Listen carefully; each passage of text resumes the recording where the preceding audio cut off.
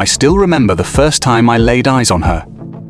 A foggy morning in Surrey, the kind where the mist clings to your coat and the world feels a little quieter than usual. Parked in front of the manor house, all 19 feet of gleaming steel and grace, stood the 1930 Rolls-Royce Phantom II. My name's Leo Vance, restorer, and a bit of a romantic when it comes to machines like this. This wasn't just any car. The Phantom II is one of those rare creatures that doesn't just exist in history, it carries it. You don't approach it casually. You slow down. You take a breath. And then, only then, do you reach for the polished chrome handle and step into another world. I've owned a few classics in my time: Bentleys, Packards, even a Bugatti Type 57, but the Phantom II?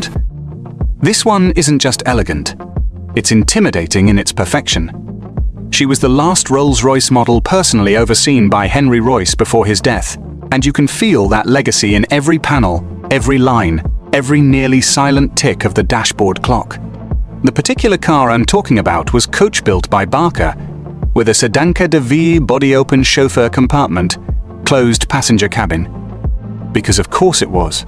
Back then, you didn't just buy a car off the shelf. You bought the chassis and engine from Rolls-Royce, then had the body handcrafted to your liking. It was bespoke in the truest sense, tailored like a Savile Row suit. Let's talk mechanics. Underneath that massive, upright bonnet sits a 7.7-litre straight-six. No turbos. No electronics. Just displacement and grace. It made around 120 horsepower. But trust me, it feels like more when you're behind the wheel. The torque delivery is smooth, even stately. This isn't a car you drive fast. It's a car you drive right. It has a 4-speed manual gearbox with first gear unsynchronized. So yes, you need to double clutch unless you want to hear the awful crunch of history being mistreated. But once you get into rhythm, second, third, fourth, the drive becomes almost meditative. The engine doesn't so much growl as purr, like it knows it's above such common noises. The ride? Uncanny. Rolls-Royce didn't joke when they said the loudest thing in a Phantom should be the ticking of the clock. The suspension, with its semi-elliptic springs at the rear and cantilever springs at the front, was engineered to float over rough English roads, and somehow still holds its composure nearly a century later. I've driven modern cars that struggle to feel this poised. Inside, it's a world of wood, leather, and quiet confidence. The steering wheel feels like something off a royal yacht.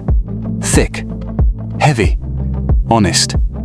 The switches are Bakelite, and the gagazants, oil pressure, fuel remind you that this was a time when the driver was expected to know their machine, not just press a button and hope. My favorite part? The driving position. You sit high, with that proud spirit of ecstasy leading the way, like a goddess guiding your course.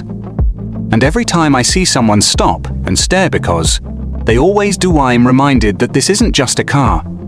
It's an experience. A conversation starter. A time machine. I took her once from London to Edinburgh, over 2 days. No radio. No AC.